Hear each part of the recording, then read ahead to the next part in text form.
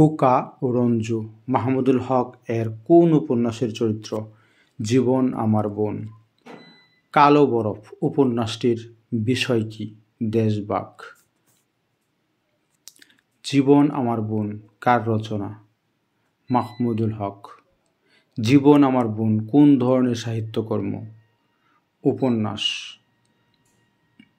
অগ্রগামী সাহিত্য পত্রিকার সম্পাদক ছিলেন কে? মাহমুদুল হক। জীবন আমার বোন উপন্যাসের কেন্দ্রীয় চরিত্রের নাম কি? জাহিদুল কবির খোকা। মাহমুদুল হক রচিত উপন্যাসসমূহ কি কি?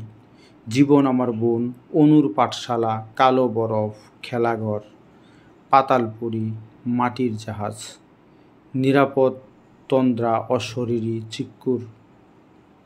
মাহমুদুল হক রচিত অন্যান্য সাহিত্যকর্ম কি কি? গল্পগ্রন্থ প্রতিদিন একটি রুমাল, মানুষ মানুষ খেলা, অনুবাদ গ্রন্থ শাপথ, যুদ্ধ যখন শেষ হলো, প্রবন্ধ বিড়ালের মামি, ভয়াবহ কবরখানা, মোহিনী হিরাগের কাহিনী। কি লিখব?